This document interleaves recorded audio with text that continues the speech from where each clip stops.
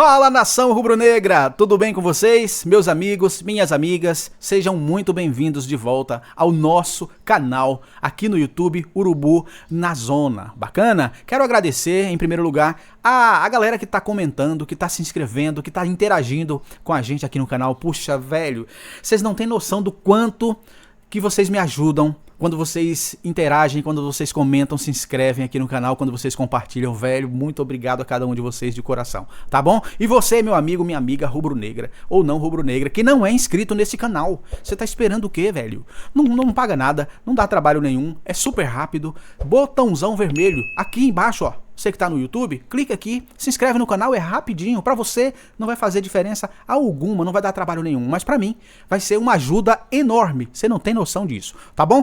Deixa o seu like aí pra que o YouTube divulgue esse vídeo aí pra mais pessoas. Ajuda a gente a fazer esse canal aqui a cada dia melhor pra todo mundo, tá bom? Agradeço desde já a galera que tá comentando, que tá compartilhando, que tá interagindo com a gente no canal. Muito obrigado de coração. Tá bom, galera? Muito obrigado mesmo. Tô aprendendo muito com vocês aqui desde que a gente começou essa jornada aqui no YouTube. Bacana? Galera, vamos falar aqui, em primeiro lugar, vamos falar do Marcos Braz, né? Deu uma entrevista lá no programa do Benja lá, no canal do Benja, Benja-me Mucho, tá? E falou sobre coisas interessantes, sobre temas assim interessantes, entre eles a contratação do Jorge Jesus, né? O que é que ele fez para trazer o Jorge Jesus na época. Enfim, vai dar muito mais detalhes aqui, a gente vai acompanhar junto, tá bom? Outro assunto que a gente vai debater aqui é a posse do presidente, né? A posse do BAP da presidência do Flamengo. Tomou posse ontem, já revelou um monte de coisa, deu sua primeira entrevista coletiva como presidente do Flamengo. Ele falou citou, né? Revelou quem são os vice-presidentes, já declarou que vai manter o Felipe Luiz no cargo e que o seu diretor de futebol é sim o José Boto. Muito bacana, galera, muito bacana mesmo. Lembra daquele evento, né, que o Landim fez pra entregar a camisa 10 pro Arrascaeta? Galera, tá dando o que falar, viu? Tá deixando muita gente aí de cabelo em pé. O novo presidente do Flamengo, BAP, disse que não gostou nada, chamou de amadora a atitude do Landim. Tá? A gente já tinha feito um vídeo aqui sobre isso, realmente uma atitude muito estranha, muito amadora mesmo, deixou de fazer caixa, né? De envolver ali todo um marketing deixou de usar o poder, né, de marketing que tem o Flamengo para poder aumentar aí o caixa do clube, né, nessa reta final, para poder... O Landim diz que a gente deixou de ganhar aí entre 10 e 12 milhões, galera. Pensa bem, né? E por uma atitude assim egoísta do presidente, ele fez essa pataquada aí. Não a atitude em si. O fato de ter passado a camisa pro Arrascaeta, ok. Eu aprovo, você aprova. A galera rubro-negra ama de paixão o Arrascaeta, tá tudo certo, tá em ótimas mãos. A maneira como foi feita é que não foi a ideal. Bacana? Vamos começar aqui então pelo El Gordon, que deu uma entrevista lá pro Benja, no canal do Benja lá, Benja-me Mucho, e falou sobre coisas interessantes, galera. Tá? Ele falou um pouco aqui sobre como é que foi a contratação do Jorge Jesus, o que é que se deu na época e tudo mais. E eu achei interessante e resolvi trazer aqui pra vocês. Vamos analisar junto? Vamos lá, vem comigo. Fora de Portugal, Espanha, dando os parabéns pelo trabalho. Enfim, então assim, eu acho que a gente deixou alguns legados nesse processo. A contratação do Jorge Jesus, eu acho que foi uma quebra de paradigma. Hoje você vê aí 15, 20... Foi o que escancarou a porta, né? Sim. Para um português, trazer um português para um clube popular, num risco em que... Então conta aqui, coisa que você nunca falou, como foi... De onde surgiu, como foi a contratação do Jorge Jesus? Uma pessoa, não me lembro o nome, foi campeão do mundo pelo Grêmio, com Renato Gaúcho. Eu esqueci o nome, peço até desculpa. Ele falou: Marcos, o Jorge Jesus está saindo da Arábia Saudita. Você sabia quem era o Jorge Jesus? Lógico, sabe, eu sou português, eu não conhecia ele pessoalmente, mas sabia e conhecia, era conhecedor do trabalho dele que ele fez no Benfica, eu era conhecedor. Aí ele falou assim: olha, o Jorge Jesus está voltando da Arábia. Eu falei: mas ele está saindo da Arábia? Ele estava bem colocado lá, muito bem colocado, acho que estava em primeiro. Aí eu falei assim, tem certeza? Ele falou, tem. Eu falei assim, cara, mas de qualquer maneira, eu não preciso de técnico agora. Porque tava o Abel, né? Tava o Abel. Eu falei assim, eu não quero técnico agora.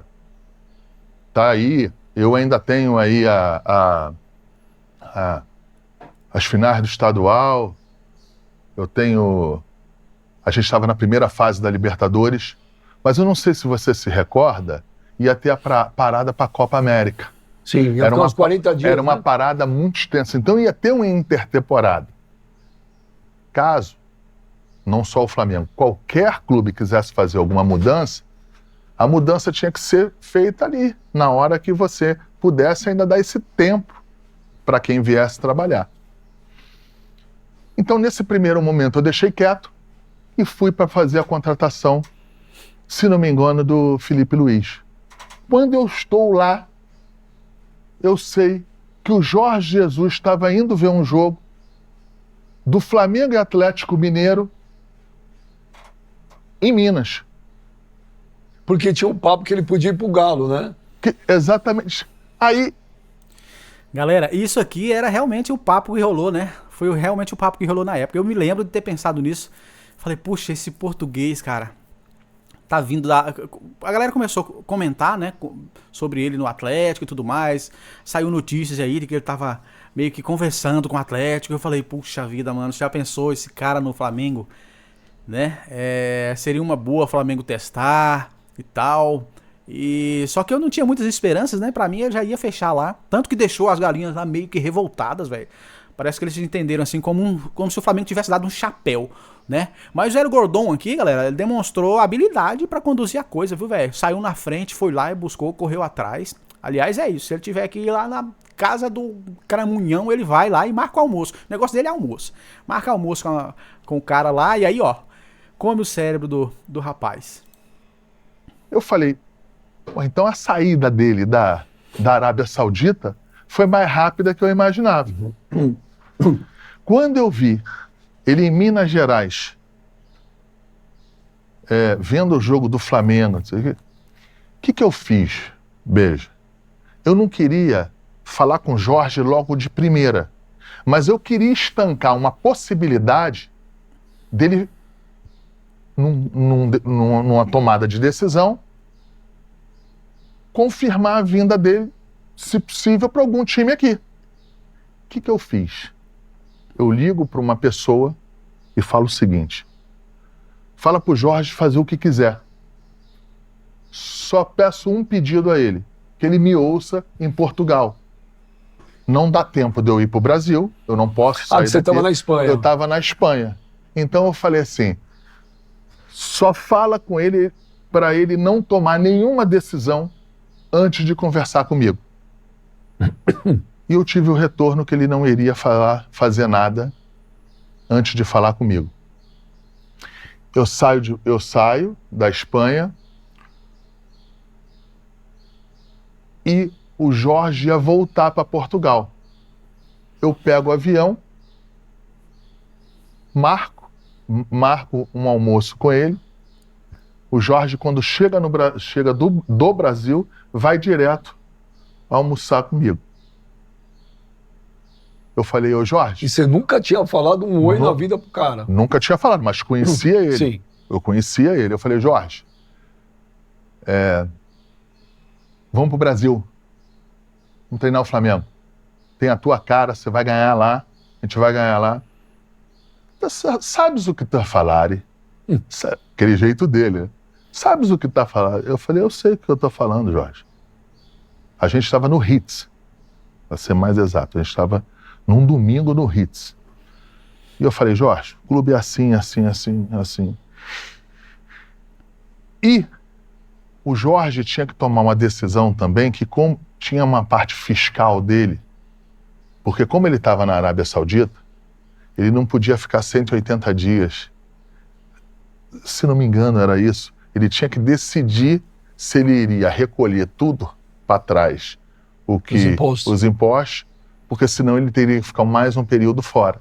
E isso ajudou também. Lógico que o Flamengo foi, A gente conversa no primeiro dia. Nós ficamos quase 4 horas juntos.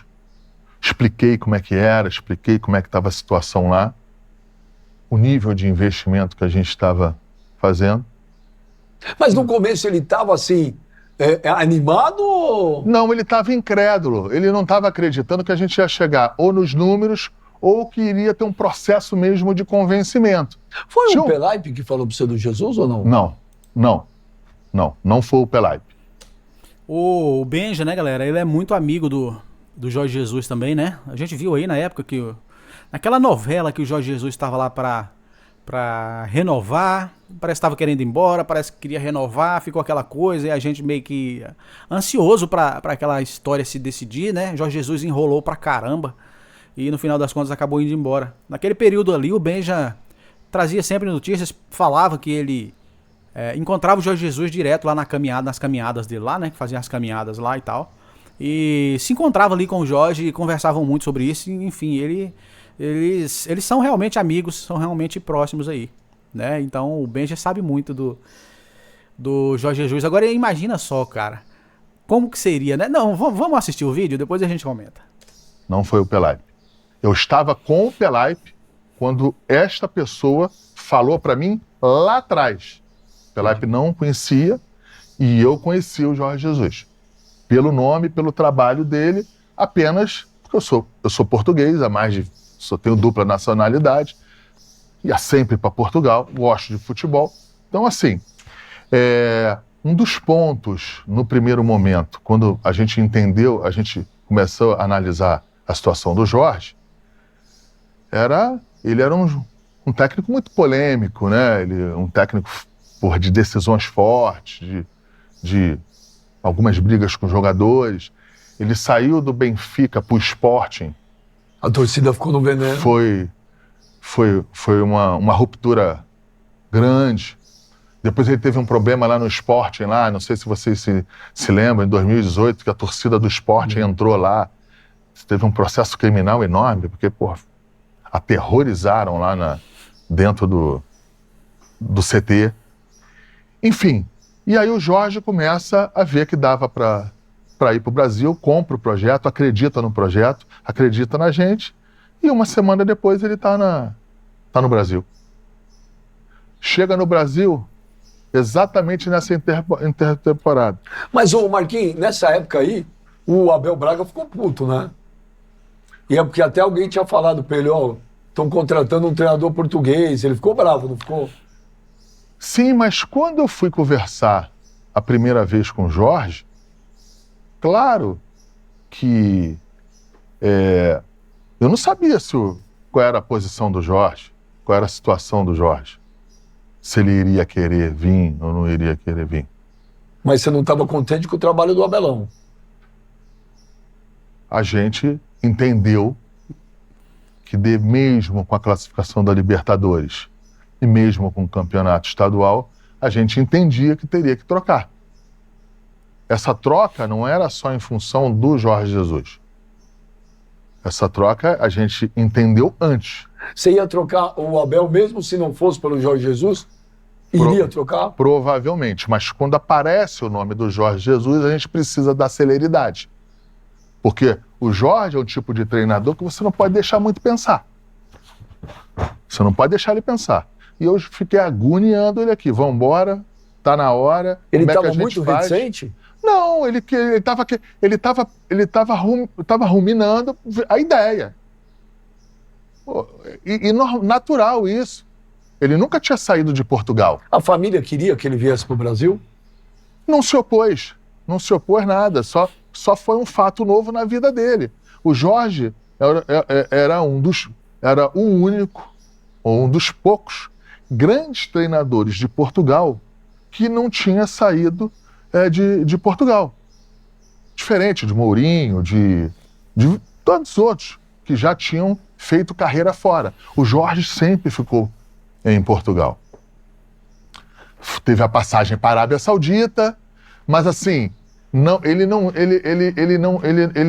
foi para os grandes centros, não foi para Inglaterra, Alemanha, Espanha, coisa que os outros, até por por força do mercado muito pequeno português, o próprio técnico ele já cresce e nasce sabendo que para ele ser técnico, ele tem que expandir. E foi isso que aconteceu. Mas o Marquinhos, você imaginava que aquele ano do Flamengo, falando sério, seria aquilo? Porque, ó, você sabe, eu sou corintiano, sou flamenguista, mas acompanho futebol. O maior time que eu vi jogar do Flamengo foi aquele time de 81. Aquele time era brincadeira. Só que pra mim, outro dia eu falei, pra mim, o maior treinador da história do Flamengo virou o Jorge Jesus. Olha só. Você imaginava aquilo? Naquele nível? Não, eu não imaginava, mas assim, eu acreditava. Olha só, Beja, nós contratamos 9 jogadores para um time vice-campeão brasileiro. 8 foram titulares. E nada tem a ver com Jorge Jesus nesse processo. Eu trouxe Rafinha, que já estava há 4 meses tentando trazer ele. Era diferente do que trazer agora. Ele estava no Bayern de Munique, acabando o contrato, mas milhões de propostas. Vou contar um detalhe aqui para vocês, hein? Ribéry querendo levar ele para a Arábia Saudita. Então, e eu vou contar um detalhe. Você me falou, se liga que ele não vai vir. Eu fui entrevistar o Rafinha na casa dele, em Munique, um dia antes de entrevistar o Neymar em Paris. O Rafinha é gente finíssima. E fomos lá, meu câmera, ele fez um puta almoço, aí fizemos uma entrevista, fica aí, beijo, vamos trocar ideia, papapá. Aí eu viro pra ele e tal, falou, ô Rafinha, e aí? Tá indo pro Flamengo? Aí ele faz assim, pô, beijo, coça aqui, falei, então, velho, deixa eu te falar. Verbalmente eu tô certo. Meu, ele saca o celular. Posso falar, né, Rafinha? Já faz tanto tempo. Pra você eu mostro. Ô, beijo, dá uma olhada nisso aqui. Ele me mostra uma proposta da Inter de Milão. Surreal. É. Sabe o que acontece, bicho, agora? Surreal. Sabe, eu perdi. Eu tive muito desgaste, porque eu perdi as narrativas. Mas aí eu não quero entrar nesse... Como assim perdi as narrativas? As pessoas não têm ideia do que a gente fez de trabalho pelo Flamengo, só que a gente não conseguiu passar isso para o torcedor, passar isso para os conselheiros do clube, para as pessoas. Tá aí uma prova que ele tinha uma proposta da Inter, tinha a proposta para ir com o Ribéry ganhar um caminhão de dinheiro, e a gente apresentou um projeto para ele ir para o Flamengo, que a gente iria ganhar. Mostrei quem é que poderia vir junto com ele, que isso é importante. Tem jogador que já está num nível de carreira que não é só dinheiro, ele quer um projeto esportivo para poder continuar ganhando. O que ele falou para mim na época. Entendeu? Falou, ninguém lembra de mim no Brasil, quero voltar, mas quero voltar ganhando. Entendeu? Então, assim, nós contratamos 9 jogadores, 8 titulares para um time que era vice-campeão brasileiro.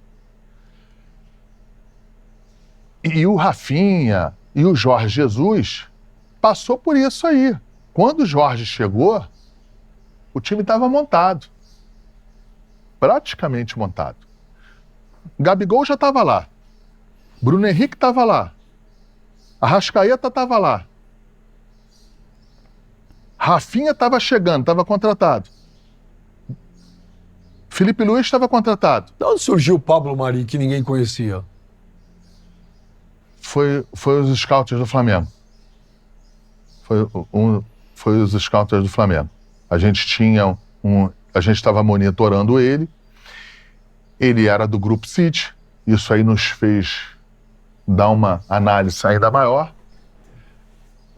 O time não sobe, né? Ou cai. Já não me recordo. O time dele ou não saí, eu acho que caiu para a segunda divisão. E aí tinha um corte enorme no salário dele. Foi quando a gente chegou e trouxe ele. Mas, ô Marquinhos, você fala assim, o Jesus chegou, o time estava montado. Ter um monte de jogador bom é uma coisa, não é sinônimo de sucesso. Não, tem um monte de time que traz um monte de jogador, mano. Só que ele fez esses caras jogar absurdo. Ele é um monstro. O Jorge é um A gente monstro. sabia escalar o time do Flamengo. O Jorge, ele é um cara... É o maior treinador da história do Flamengo pra você? É o maior treinador da história do Flamengo. É o maior treinador da história do Flamengo, para mim. A única pena que tem em relação a isso aí é ele não ter ficado tanto tempo. Você ficou chateado que ele foi embora? A forma? Você não gostou? Não é que eu não gostei. O que aconteceu? Eu detestei. Que vai passando o tempo, o nível de informação é tanto que as pessoas vão perdendo a... A gente passou quase 4 meses ou 5 para renovar com ele. Porque ele não sabia se queria, estava vendo, não sei o quê. Quando a gente renova com ele, 1 mês depois ele sai. A gente, numa imprevisibilidade danada, dentro da pandemia. Então eu acho que ele poderia ter ficado um pouco mais... E qual foi a alegação para você? Eu acho que ele tinha... Primeiro, ele sempre falou para mim que... Isso ele sempre falou para mim, que um dia queria voltar para o Benfica. E segundo, ele tinha uma dívida de gratidão com o Luiz Felipe, que era o presidente do Benfica. Era um dos poucos dirigentes amigo dele, amigo pessoal dele. E o presidente, naquela época, estava precisando. Ia ter um processo eleitoral no Benfica, tinha algumas situações extracampo, e o presidente do Benfica, aí, ligou para ele e falou: agora quem está precisando de você sou eu. E o Jorge, quando foi, ele... E como é que foi ele te comunicar? Você tomou um puta susto. Não, porque a gente... Veja, a gente é comunicado, a gente... Você tinha um burburinho já. Tinha um burburinho, e a minha relação em Portugal e na bola é um pouco acima da média. Eu tenho muita informação. Então você já sabia que o gato subiu no telhado? Eu já sabia que o gato subiu, eu fui almoçar, eu e ele sozinho. Quando eu comecei a almoçar com ele começou a quase chorar e justificar. Aí eu falei assim: ô Jorge, peraí. Para. Você não precisa me justificar nada. A gente poderia estar conversando agora nos piores do mundo. O projeto não deu certo, não ganhamos nada, erros aqui e ali. E não é nada disso que está acontecendo. Você está indo embora com um projeto que deu certo demais, então vamos só comemorar. Eu acho que isso, quando eu falei para ele, foi um alívio para ele. Um alívio para ele. Mas eu acho que naquele momento não foi tão bom para ele. Mas o Landim não ficou feliz, não, né? Porque o Landim veio aqui e falou: naquela lá eu não curti, não. O que aconteceu? Quando estava nesse negócio de sai ou não sai, o presidente Landim falou comigo: esse negócio do Jorge. É verdade? É verdade? Falei: presidente, o Jorge falou para mim que vai continuar, mas eu acho importante ele falar para você. Uma hora que você esteja lá no CT, lá, a gente fala. E eu, com habilidade, botei o Jorge e o presidente, e ele confirmou que iria ficar. Um tempo depois ele saiu. Por isso que o presidente possa ter ficado um pouquinho mais chateado, porque de fato ele falou que iria ficar. Então fala um negócio, teve depois disso, nesses anos, teve alguma oportunidade realmente concreta dele voltar? E se teve, o Landim vetou? Não, o que teve foi o desencontro de times. Isso aconteceu.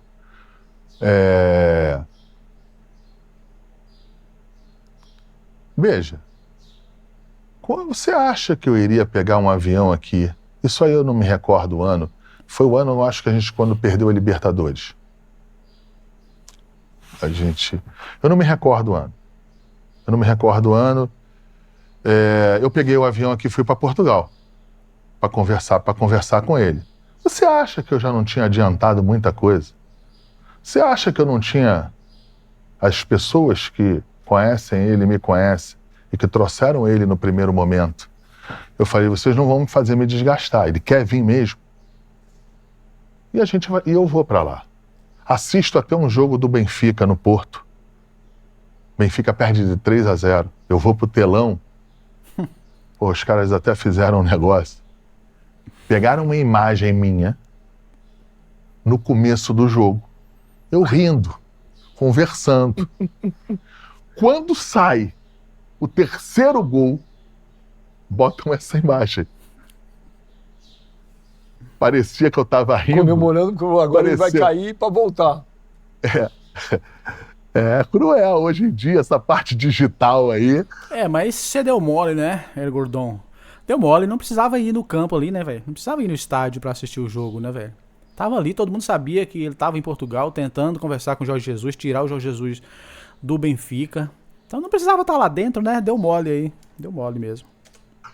E vai ficar pior com a inteligência artificial. Esse mundo aí. Enfim, então nesse momento, de fato, tinha a chance dele vir, mas existia o problema contratual entre o Benfica e ele. O Benfica querendo que ele saísse e ele querendo um pouquinho que o Benfica mandasse ele embora. Era um pouco disso. E chegou uma hora que eu achava que não era prudente esperar. Mas mesmo assim esperei. Teve uma outra vez que eles iam disputar as oitavas da Champions. E ele queria que fosse depois das oitavas ou depois das quartas. Não dava, entendeu? Então, assim, é difícil falar para você se ele esteve perto ou não, mas o que eu posso te falar é que tinha alguns momentos que a gente queria mais, ele queria menos, mas sempre teve essa situação. Mas não teve oportunidade, isso aí é a vida que segue. Eu acho que nessa passagem desses 6 anos, Beijo, quando eu estava vindo para cá, a gente vai pensando, um programa como esse, é uma oportunidade de a gente passar alguns pontos. Eu tive o prazer de ter sido campeão com vários técnicos lá. É engraçado isso, porque se parece. Toda hora no processo eleitoral falam dos 45 milhões de multa rescisória que o Flamengo pagou de técnico nesses 6 anos. Mas ninguém fala de 1 bilhão e 50 mil de premiação que eu deixei lá dentro. E de todos os títulos que você ganhou, isso gerou uma receita de 1 bilhão de premiação. Ninguém fala isso. Só falam nos 45 de multa rescisória.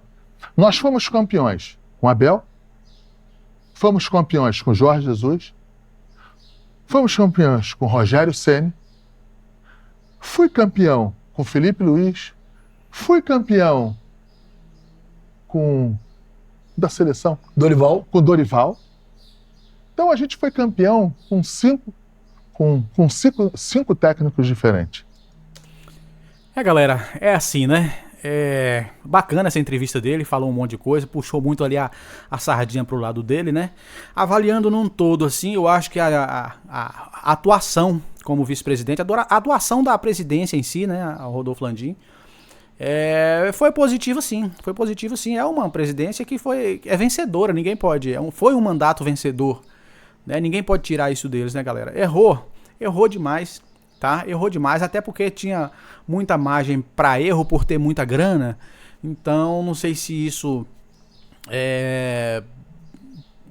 meio que atrapalhou, né? Meio que foi um ponto negativo na condução do cargo ali. Enfim, mas o fato é que essa presidência foi uma presidência vencedora, sim. Porra, os títulos que ele ganhou pelo Flamengo não é brincadeira não, velho. Não é pra qualquer um não, tá? Ah, porque tinha um time bom, tinha um técnico bom.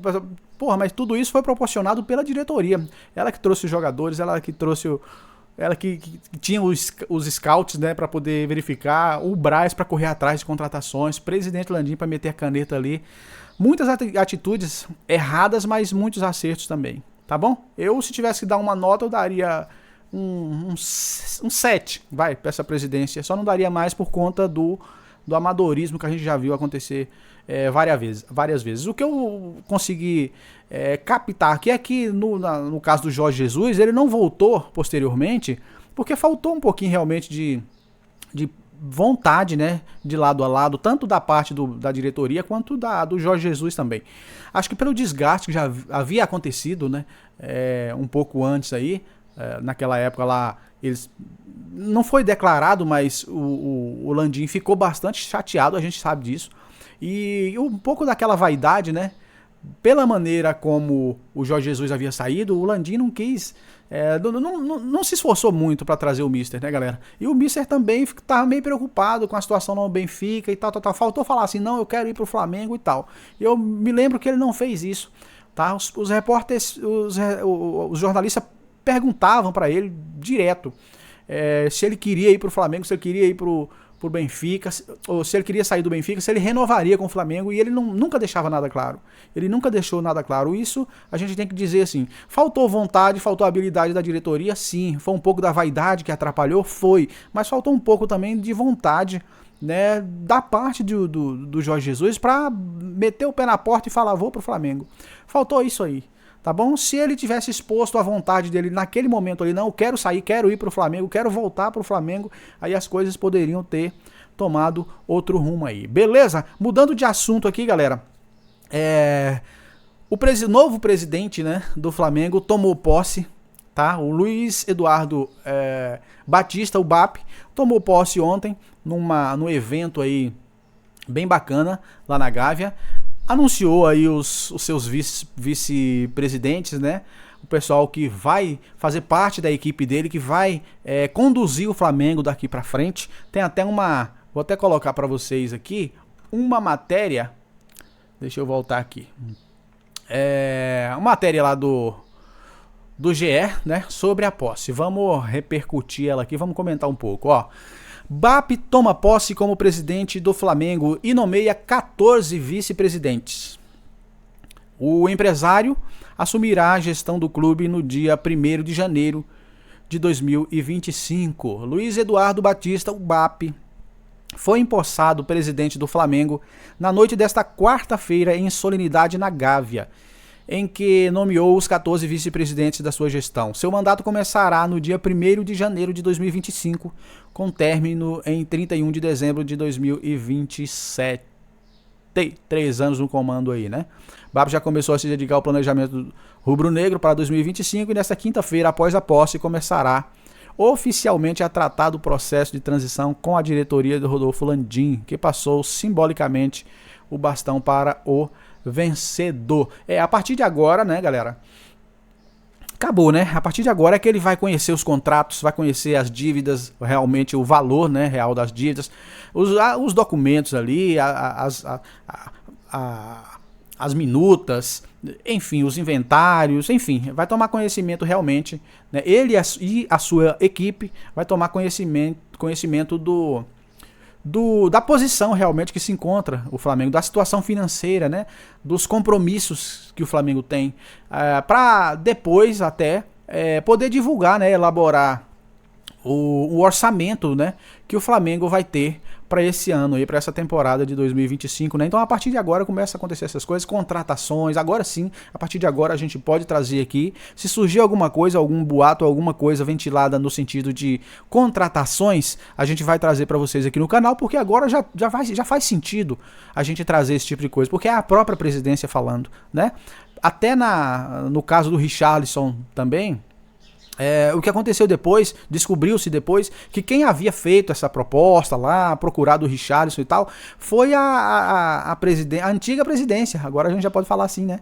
Foi o Rodolfo Landim, não foi o BAP que procurou o Richarlison, então não tinha fundamento algum.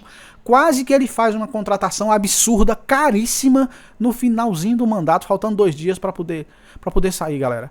Isso aí, mas a gente vai falar disso aqui daqui a pouquinho. quando a gente for falar também do Arrascaeta aí, desse negócio do camisa 10 que tá rendendo, viu? Bom, vamos dar uma outra notícia aí, né? O presidente tomou posse, a gente viu aqui. Deixa eu falar pra vocês. Os vice-presidentes, né? Enquanto isso não acontece, ele vai enxugar as vice-presidências e acumular funções dentro das pastas. São 19 as VPs obrigatórias no estatuto, mas a futura gestão começará com 14. O BAP também já prometeu, né? Já declarou que vai fazer mudanças nesse sentido aí, né? Juntamente aí com o Ricardo Lomba, que foi eleito aí para o Conselho Deliberativo. Eles vão tentar sim, trabalhar nesse sentido, né? De mudar, de alterar o estatuto, porque na verdade, galera, todo mundo entende que esse estatuto já está meio que caducando, né? Antigo demais. Hoje é outra realidade, são outras necessidades. Tá bom? O futebol hoje em dia mudou demais, e a gente precisa avançar, o Flamengo precisa avançar. O Flamengo precisa estar sempre na ponta, tá bom? Para o Flamengo precisa ser sempre referência a ser seguida, tá? Vamos lá, vice-presidentes do BAP: Cláudio Prakovnik, VP de Finanças; Flávio Willeman, VP da Procuradoria Geral; Ricardo Campelo, VP de Responsabilidade Social e Cidadania; Ricardo Ingriksen, VP de Marketing e Comunicação e de Consulados e Embaixadas; Sérgio Bessa, VP de Planejamento; Fábio Palmer, VP de Futebol Profissional e Futebol de Base, tá bom? Essa pessoa aqui, o Fábio, ele vai comandar, vai estar, né, no cargo de vice-presidente do futebol profissional e também das categorias de base. Tudo ali vai passar pelo Fábio, tá bom? Fábio Coelho, vice-presidente de Tecnologia da Informação, né, vice-presidente de TI. Carlos Peixoto, vice-presidente de Relações Externas. Fábio Domingos, VP de Secretaria-Geral. Pedro Lotti, VP de Gabinete da Presidência; Edson Menezes, VP de Esportes Olímpicos e de Remo; Marcos Mota, VP de Administração; Rodrigo Tostes, VP de Patrimônio. Muita gente aí, né, achava que o Rodrigo Tostes ia aceitar aquela proposta, né, aquele convite que o BAP fez. O BAP queria ele como CEO, né, do Flamengo, e ele não aceitou por questões pessoais aí. Mas enfim, Rodrigo Tostes é o vice-presidente de Patrimônio do Flamengo. José Antônio da Rosa, vice-presidente de Patrimônio Histórico. Todos vão contribuir, palavras do BAP, todos vão contribuir com suas experiências de vida e profissional, sem necessariamente estar influindo no dia a dia. Todos eles assinaram um documento, explicou o BAP, que confirmou que vai propor ao Conselho Deliberativo a reforma do Estatuto. Eles vão se reunir, quando forem abordar algum tema de interesse do Flamengo, vão se reunir e debaterem ali entre si, juntamente com a presidência e tudo mais, mas não terão aquela força que o vice-presidente tem hoje, por exemplo, aí nesse formato que o Estatuto tem hoje, tá bom? Vamos lá. E o Landim, galera, não gostou nada, né, da forma como foi feita aquela passagem, aquele presente lá da camisa pro Arrascaeta, né? A forma como isso se deu, a forma como o Landim fez essa entrega aí, essa homenagem, né, ao Arrascaeta. Esse presente de Natal, como ele mesmo falou, né, antecipado. Vamos ver, ó. BAP critica forma como o Landim deu camisa 10 do Flamengo a Arrascaeta. Prova de amadorismo. Olha só, a gente já tinha falado sobre isso aqui, né? Realmente tem razão, né? O presidente se diz favorável ao número ser do uruguaio, mas alega que Fla perdeu milhões no processo.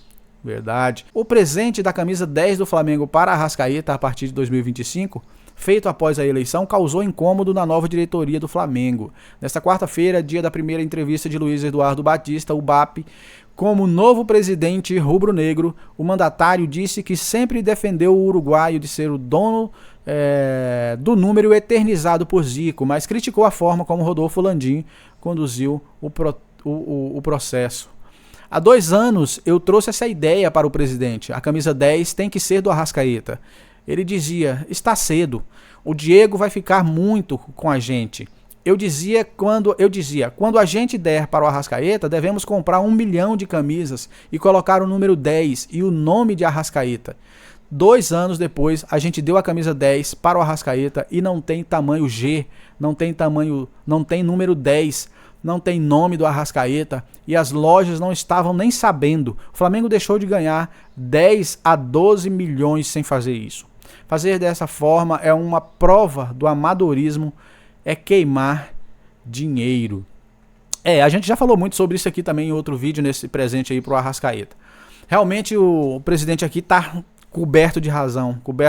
Eu vou além, viu? Eu acho que isso aí foi de propósito, tá, galera? Eu acho que isso aí foi proposital, tá? Ele fez esse evento aí rapidaço aí para poder chamar os louros ali, as luzes, as atenções para si. Ele não queria que o presidente BAP fizesse isso e ficasse marcado por ser o presidente que havia entregue a camisa 10 ao Arrascaeta. Ele não queria deixar isso. Ele falou: o quê? O presidente vai começar aí? Vou sair agora? Eu vou fazer isso aqui agora para sair e fechar com chave de ouro. Foi lá e, por arrogância, por prepotência, foi lá e fez esse evento amador aí, tomou essa atitude, mais uma, né? Essa atitude amadora aí do presidente. E digo mais, hein? Essa coisa do Richarlison aí, tá? Essa procura aí para fazer proposta pro Richarlison aí no valor de 20 milhões de euros seria outra dessa, tá bom? Eu acho que seria mais uma atitude em que o presidente Landim não estava pensando no Flamengo, tá bom? Ele queria ficar marcado também, queria chamar a atenção e de certa forma prejudicar, né, a atual presidência. Isso aí é foda, cara. Sabe, é complicado. A política, velho, é um negócio complicado. Só uma coisinha antes de terminar aqui, né? O BAP, esqueci até de falar pra vocês, o BAP garantiu, tá bom? A permanência de Davi Luiz, de Felipe Luiz no time, como treinador do Flamengo, tá bom, galera? Então quem tinha medo aí pode ficar tranquilo. Ele confirmou também que o nome do nome forte do futebol é realmente José Boto. Ele deve estar chegando aí dia 28 de dezembro para poder fazer parte da equipe. Beleza, galera? Bom, é isso, meus amigos. O que é que vocês acharam disso aqui? Comenta aqui embaixo, tá bom? Vai aqui nos comentários. Diz aí o que é que você achou da atitude de Landim. O que você achou? E o que você achou da reação do presidente BAP? E os vice-presidentes, o que vocês acharam? Você vai gostar? Você aposta?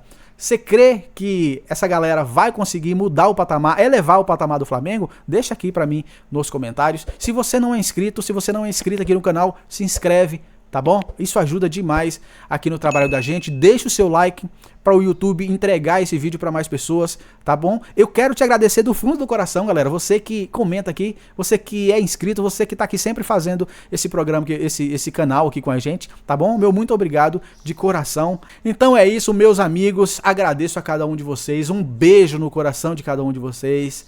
Saudações rubro-negras e até a próxima.